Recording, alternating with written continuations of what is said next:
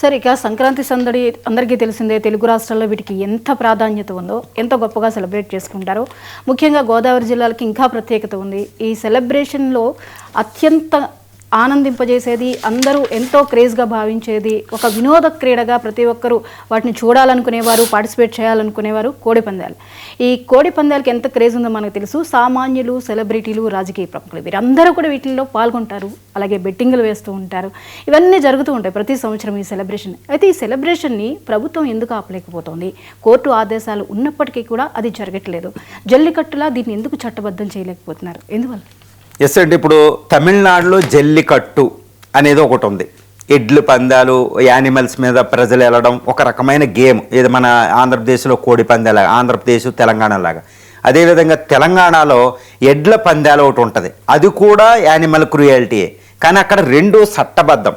కానీ ఆంధ్రప్రదేశ్ తెలంగాణలో ఇది ఇల్లీగల్, చట్టబద్ధం కానిదే కోడి పందాలు. కానీ ఇప్పుడు సంక్రాంతి 3 రోజులు ఆసరా చేసుకుని దానికి అటు ముందు రోజులు ఇటు ముందు రోజులు ఉంటాయి.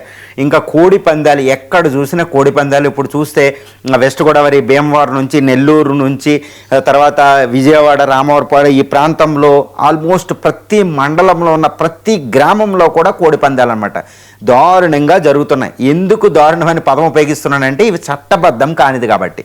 ఇప్పుడు కోడి పందాలు అనేది చట్టం నిషేధించబడింది. హైకోర్టు చాలాసార్లు చెప్పింది వీటిని నిరోధించండి అని. కానీ అవి అన్అబేటెడ్లీ అంటే నిర్విరామంగా కొనసాగుతూనే ఉంటాయి. అసలు చట్టమే దీని మీద లైసెన్స్ ఇచ్చేసినట్టు. ఎందుకు అంటే మరి జల్లికట్టులాగా ఇటు కర్ణాటకలోని ఎడ్ల పందాలకి ఎందుకు లీగలైజ్ చేయకూడదు? ఎందుకు చట్టబద్ధం చేయకూడదు?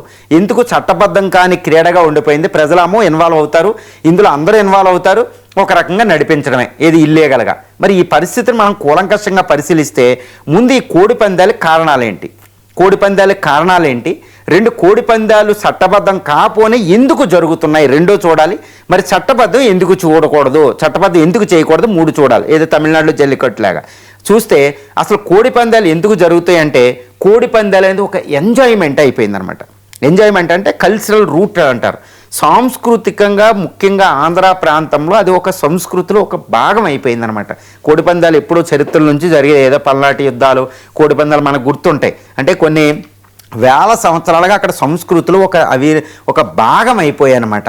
ఈ భాగం ఎలా అయిందంటే ఒక ఎంజాయ్మెంట్ ఉంటుంది అనమాట. ఒక సంక్రాంతి సంబరాలంటే పంట చేతికి వస్తుంది కాబట్టి సంక్రాంతి జరుపుకుంటారు. మనకి ఖరీఫ్ సీజన్ తర్వాత వచ్చే పంట చేతికి అందిన తర్వాత ప్రజలు అద్భుతంగా పండగను జరుపుకుంటారన్నమాట. సంక్రాంతి మించిన పండగ అనేది ఆ ప్రాంతంలో లేదు. ముఖ్యంగా ఉభయ గోదావరి జిల్లాలు, తర్వాత కృష్ణా, గోదావరి డెల్టా ఈ ప్రాంతాల్లో వస్తుందన్నమాట. కావేరీ డెల్టాలో జల్లికట్టు, కర్ణాటకలో మైసూరి ప్రాంతంలో ఇంకొక ఆట. అంటే వ్యవసాయకంగా అభివృద్ధి చెందిన ప్రాంతాల్లో ఇలాంటి సాంస్కృతికంగా ఇలాంటి క్రీడలు ఉంటాయండి. మరి సాంస్కృతికంగా ఈ క్రీడ ఉంది కాబట్టి ప్రజలందరూ పార్టిసిపేట్ చేస్తున్నారు. ప్రజలకి ఇది చట్టబద్ధమా ఇది అనేది అంతగా అవగాహన ఉండదు, వాళ్ళు వెళ్ళి పార్టిసిపేట్ చేస్తారు. ఇది మెయిన్ రీజన్ అని మనం చెప్పుకోవాలన్నమాట. మరి ఇది చట్టబద్ధం ఏ విధంగా చట్టబద్ధమా కాదా అంటే మనకి 2 చట్టాలు ఉన్నాయి.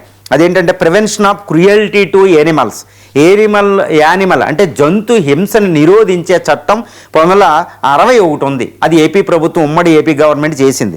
తర్వాత ఏపీ గేమింగ్ యాక్ట్ అని 1974లో చేసింది. దీని ప్రకారం కూడా ఇది ఇల్లీగల్. అంటే వేల సంవత్సరాలుగా కొనసాగుతున్న ఈ గేమ్ని ఇది రోస్టర్ ఫైటింగ్ అని లేదా కాక్ ఫైటింగ్ అని దీన్ని ఇల్లీగల్గా ప్రకటించడం జరిగింది. ఎందుకు ఇల్లీగల్గా ప్రకటించారంటే అక్కడ యానిమల్ హింస జరుగుతుంది, జంతు హింస జరుగుతుంది.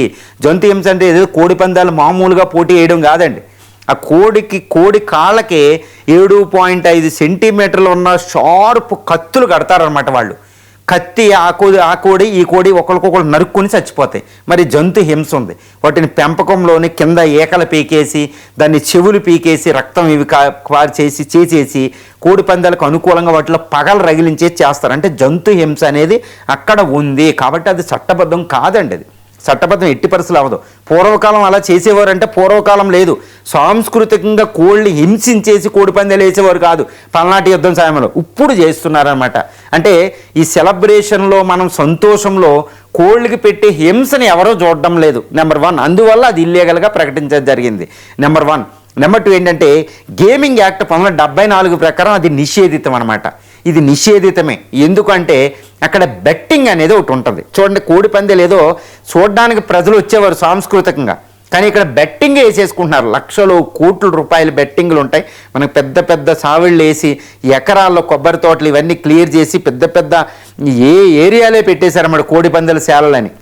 అక్కడ దానికి టిక్కెట్లు, అక్కడ మందు, ఇవన్నీ అరేంజ్ చేయడం, డ్యాన్సులు అరేంజ్ చేయడం, చూడండి ఎన్ని ఇల్లీగల్ కార్యకలాపాలు జరుగుతాయి.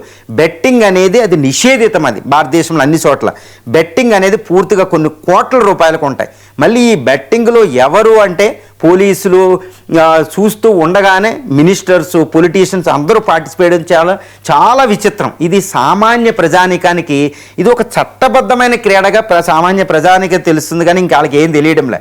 కాబట్టి ఇందువల్ల అది చట్టబద్ధం కాదు. గేమింగ్ ఉంది, జంతు హింస అనేది రెండు ఉన్నాయి. అది నిషేధితమే, దాన్ని కాదని ఎవ్వరూ అనలేరు.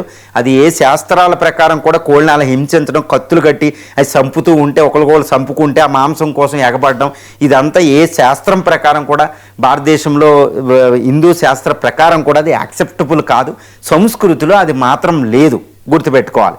సో ఇప్పుడు గవర్నమెంట్లు ఎందుకు ఫెయిల్ అవుతున్నాయి? ఇన్ని చట్టాలున్నా గవర్నమెంట్కి హైకోర్టు ఆర్డర్స్ ఉండి దాన్ని బ్యాన్ చేయమంటే ఎందుకు ఫెయిల్ అవుతున్నాయంటే, పోలీసులు ఏం చేస్తున్నారంటే జస్ట్ వస్తారు, ఏదో కోడి మీద పట్టుకెళ్తారు, ఒక పెనాల్టీ వేస్తారు, వెళ్తారు, 3 రోజులు నిర్విఘ్నంగా వాళ్ళే ప్రొటెక్షన్ ఇచ్చినట్టు పరిస్థితి అక్కడ దోపరిస్తుంది. చూడండి ఎక్కడికక్కడ ఎలా కొనసాగుతాయండి. ప్రతి విలేజ్లో, ప్రతి మండల హెడ్ క్వార్టర్లో, ప్రతి నియోజకవర్గంలో అక్కడ ఈరోజు కోడి పందాలు జరుగుతున్నాయి. మరి పోలీస్ ఫోర్స్ ఏం చేస్తుందంటే వాళ్ళు జస్ట్ బ్లైండ్ అయ్యి అనమాట, ఏదో అలా చూసేసి వెళ్ళిపోతూ ఉంటారన్నమాట. వ్యాన్ల మీద వచ్చినప్పుడు కథ ఆపుకుంటారు అన్నట్టు ఇవన్నీ జరిగాయి, మనకు అందరికీ తెలిసిన విషయాలు. 2, ఈవెన్ పొలిటీషియన్స్, మినిస్టర్ లెవెల్లో ప్రతినిధులే అక్కడ పార్టిసిపేట్ చేస్తున్నారు. ఏది చట్టాన్ని రక్షించవలసిన వాళ్ళే, చట్టాన్ని ప్రిజర్వ్ చేయవలసిన వాళ్ళే చట్టాన్ని బ్రేక్ చేస్తున్నారు. మరి అంటే ఏమి లేదు, ఎందుకంటే ఇదంతా కల్చరు అంటారు. మరి ఇలాంటి వ్యక్తులు, ఇలాంటి పోలీస్ ఫోర్స్, ప్రజాప్రతినిధులు, చట్టసభల్లో ఉన్నవాళ్లే ఎందుకు చట్టబద్ధం చేయకూడదు? ఇది మనం పరిశీలించాలి.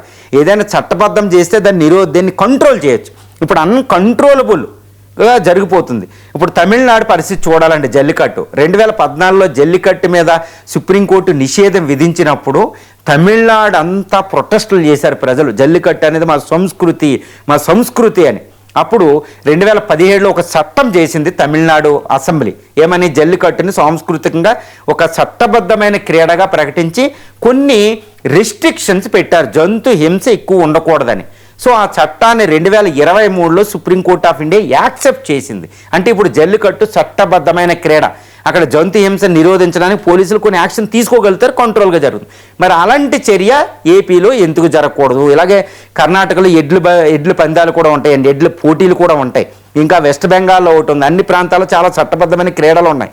మరి ఇది చట్టబద్ధం ఎందుకు చేయకూడదంటే ఉపేక్ష. చట్టబద్ధం చేయడం వల్ల కోళ్ళి కత్తులు కట్టడం, ఈ జంతు హింస నిరోధించవచ్చు, బెట్టింగ్ నిరోధించి ప్రజలకు అంతా అవగాహన కల్పించి చేయొచ్చు. అంటే ఏంటి? కోడి పందాలు నిర్వహించుకోవాలి, కానీ జంతు హింస ఉండకూడదు, బెట్టింగ్ ఇలాంటివి ఉండకుండా ఉండాలి అంటే కోడి పందాలని చట్టబద్ధం చేయాలి. తమిళనాడు జల్లికట్టు, కర్ణాటక కంబాల ఎడ్ల పందాలాగా. దీని ద్వారా ఈ కోడి పందాలని మనం కంట్రోల్ చేయొచ్చు, చక్కగా కంట్రోల్ చేసి జంతు హింస లేకుండా, ఈ బెట్టింగ్ లేకుండా చక్కగా చేయొచ్చు. ఇది ప్రజాప్రతినిధులు దీని మీద దృష్టి పెడితే ప్రజలు సాంస్కృతికంగా సంస్కృతిని ప్రిజర్వ్ చేసుకుంటారు, మిగిలిన ప్రకృతిని రక్షించుకుంటారు, అనవసరమైన ఇల్లీగల్ యాక్టివిటీస్ అక్కడ కొనసాగకుండా ఉంటాయి. కేవలం 3 రోజులకి అది పరిమితం చేసే అవకాశాలు కూడా ఉంటాయి. ఎందుకంటే ఇప్పుడు 3 రోజులు సంక్రాంతి పండుగ అనుకుంటారు, కోడి పందాలు నిత్యం అయిపోయినాయి. అక్కడ కోడి పందాలు చాలా చోట్ల ఎప్పుడు నిత్యంగా జరిగిపోతూ ఉంటాయి అన్నమాట. మరి వాటిని కూడా నిరోధించాలి. కాబట్టి వీటి మీద చర్చ జరగాలి. ప్రభుత్వం దీని మీద కూలంకషంగా పరిశీలించి జల్లికట్టు, ఎడ్ల పందాల్లాగా ఇది కూడా చట్టబద్ధం చేసి ప్రజల్ని ఎక్కడికక్కడ కంట్రోల్ చేస్తానని ఆశిద్దాం.